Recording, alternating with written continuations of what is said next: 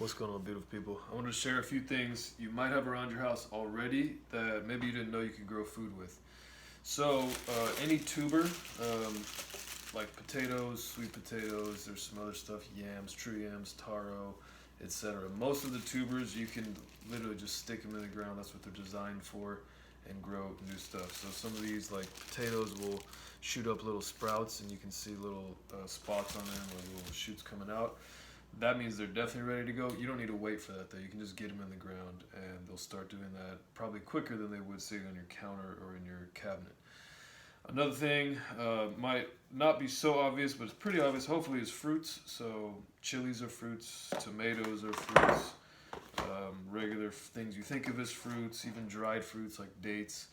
All of those have seeds in them, and you can take those seeds. Here's some tomatoes that fell on the floor, pepper seeds, plum seeds, date seeds, and you can plant those and get more food. It's like replicators for any Star Trek fans out there. Another thing, packets of, like, say, beans or certain types of nuts, grains, different things, as long as they haven't been cooked. So my packet of uncooked chickpeas, I can just soak these and plant them. They'll probably, if they haven't been irradiated or cooked or whatever previously, be fine. Obviously, if I have a cooked packet of chickpeas, that's not going to work, or roasted chickpeas, a thing of beans. Anything that's been cooked has been deactivated. Also stuff, so like, your roasted sunflower seeds are not going to sprout, whereas your unroasted might.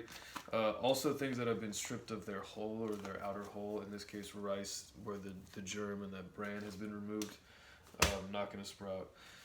Even certain spices like cumin, for instance, right? That's a seed, so you still might get something out of that.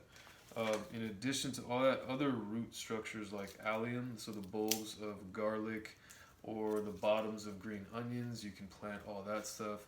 So a lot of y'all will have at least one of these things lying around, right? Some lentils, something that you can stick in the ground and try. I did it with beans. It was like a 15 bean chili bag of a whole bunch of rando beans plus some other bags, and I got some really cool looking beautiful. These actually are like really more, they're just shinier and brighter than I'm used to seeing regular beans. They come out with a real like pop and color. And this is the second generation, so I know which beans like my area that I'm planting them in, and they have now created babies, the ones that could take it, that could take the climate and survive. In addition to those kind of obvious things, I mean, there's the extremely obvious one, which is, buy a packet of seeds. That's all well and good. You can also go to other gardeners around you or other gardens if you see people who have stuff going to seed, like, you'll see kale and then a big flower stalk growing out of the center and it's going to seed. You can just grab stuff off of there, so there's wild foraging. For instance, even wild trees like these white oaks, these black walnuts. You can go out and grab stuff in the wild if it's something you want to propagate and make more of it. So you don't need to go to the store and get actual seeds. There's probably a lot of seeds all around you that can grow food.